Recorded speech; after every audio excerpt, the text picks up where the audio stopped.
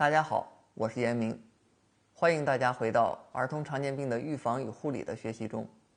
今天给大家讲的是孩子的咳嗽，这是最令父母揪心的一种常见病。咳嗽是一种气道变应性炎症，是非常常见的症状，几乎每个人都感受过咳嗽的烦恼。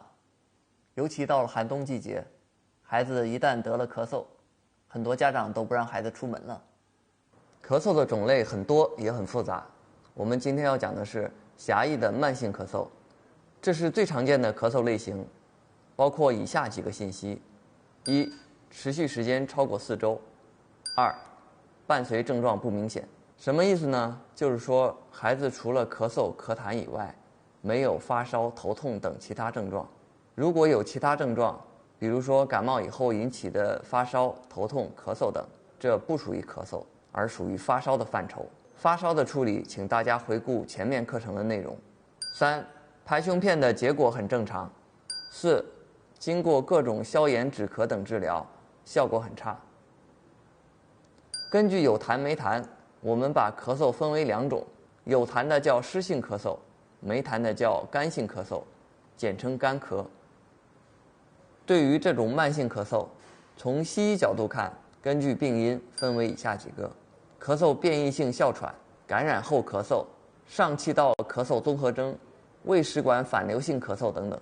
从中医角度看，病因也有很多种，风寒、风热、痰热、肺阴虚、肺燥等等。由于咳嗽的种类实在太多，我们不可能面面俱到，所以在这里我选取了最常见、最典型也最令父母心焦的一种情况进行讲解，就是感冒治愈以后，孩子依然长期咳嗽。这种咳嗽有3个关键点。第一是感冒，意思是咳嗽以前得过感冒，感冒的时候可能有发烧、咳嗽、痰多、流鼻涕、打喷嚏等症状。第二是治愈，就是说上述感冒的各种症状，尤其是发烧，基本上都已经控制了，现在只剩下咳嗽或咳痰了。第3是长期，就是说这个咳嗽反复发作，持续时间比较长，大多数超过1星期，一般1个多月，甚至可以达到3个月以上。这种咳嗽有几个特点：第一，发病有时间规律，秋冬季最常见，一般在晚饭前后开始咳嗽，晚上9点以后最严重，可严重影响睡眠，有时候甚至半夜会从睡眠中咳醒。第二，干咳为主，很少有痰，即使有痰也不多，以白色黏痰为主。第三，咳嗽剧烈，刺激性强，孩子经常无缘无故不由自主地连续咳嗽，有时候咳得喘不过来气，甚至把吃的饭都吐了出来。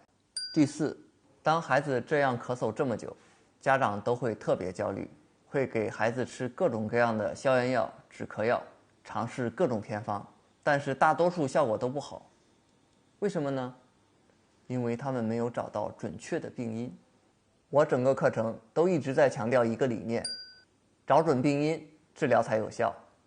所以，先让我们了解一下西医是怎么样看待这种咳嗽的。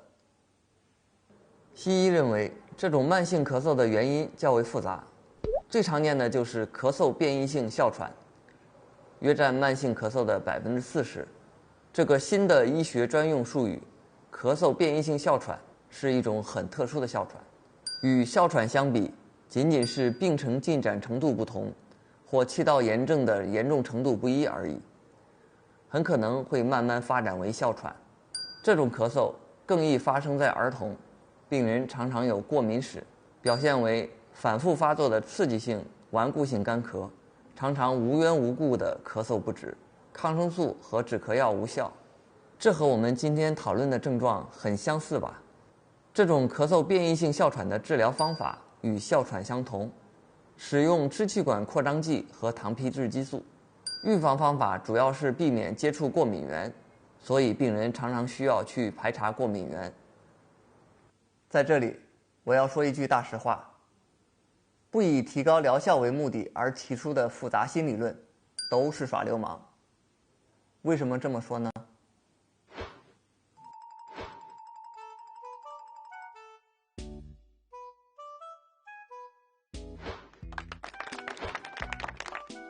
都咳了几个月了，吃了那么多抗生素、止咳药，怎么都不见好呢？是急性炎症转成慢性炎症了？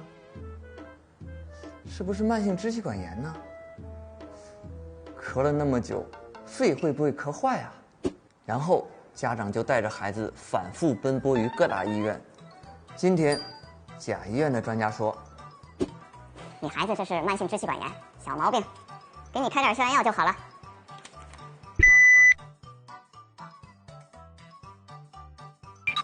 明天，乙医院的专家又说：“咳嗽是正常的免疫反应，没事不要乱吃止咳药，这样会掩盖病情，痰也排不出来，痰堵在肺里面会变成肺炎的，知道吗？给你开点化痰药吧。”后天，丙医院的专家又说了：“不要乱吃药，你孩子很可能是咳嗽变异性哮喘，知道吗？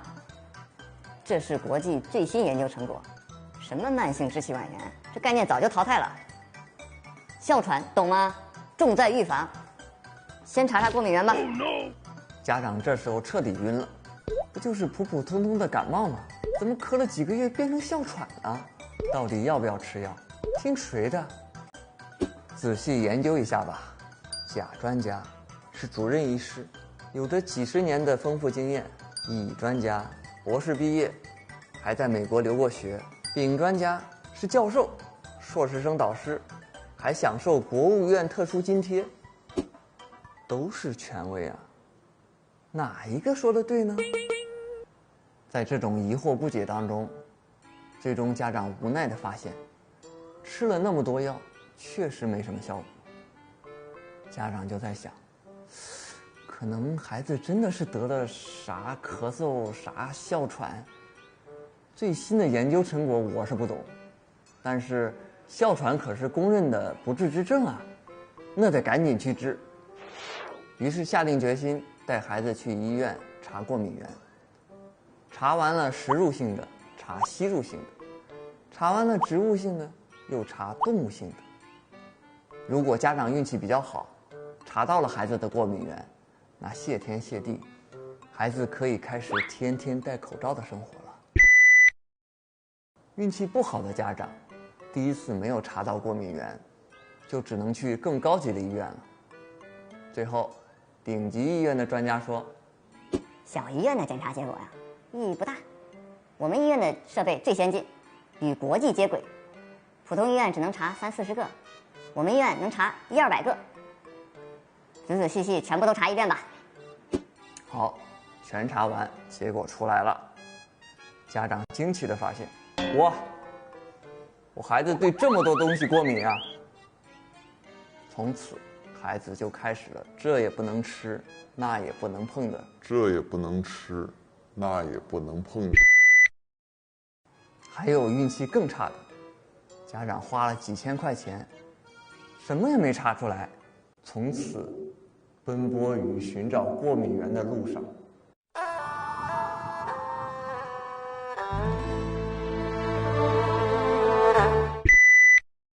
再后来，家长又发现，孩子吃了什么支气管扩张剂，还是会咳嗽。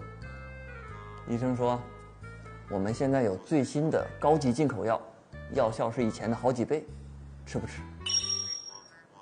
家长一狠心，为了孩子，花再多钱都值。但是孩子这么小就吃这么高级的药，如果再没有效果，那就要吃激素了。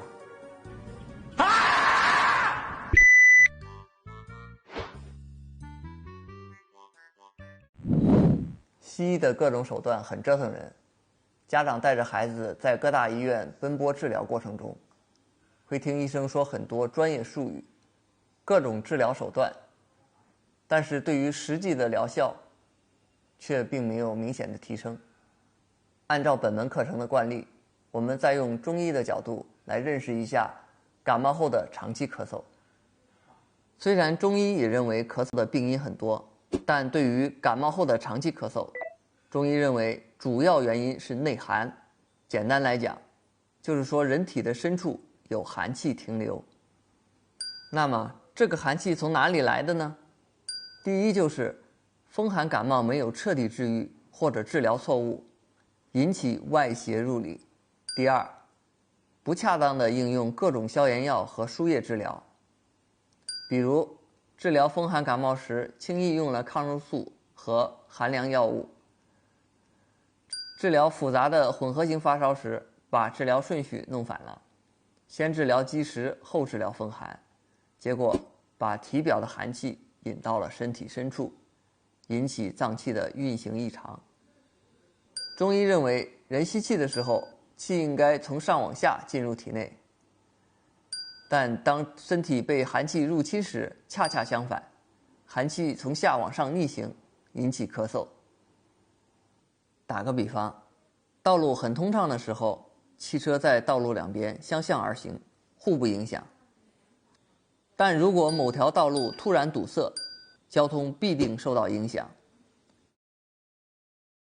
堵塞进一步加剧时，连周边主干道的交通秩序都会受到影响。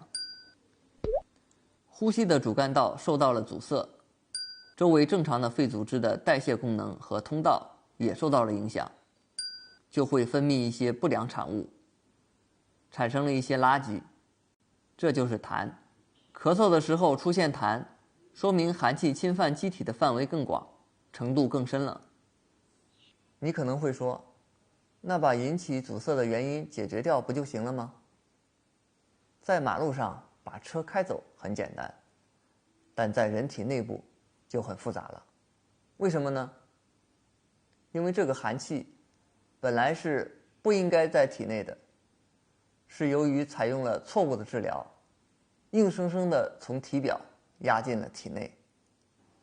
我们只能通过各种治疗让这个寒气原路返回，或者通过其他通道排出体外，或者削弱它的力量，逐渐消灭它，不能让这个寒气继续深入体内，引起更大的麻烦。看到这里，你就明白了为什么这种咳嗽会持续这么长时间。因为想要彻底根治这种咳嗽，需要把寒气从体内逆行排出到体外。如果没有药物的帮助，这个过程是非常困难的。好，原因找到了，下一步我们说一下具体怎么治疗。治疗原则依然是以热治寒。首先声明，因为寒气侵入到体内的程度比较深，所以这个治疗过程会比较长，起效也比较慢。大家需要有一定的思想准备，但是按照下面的治疗方法，第2年很少会复发。先说一下保守治疗。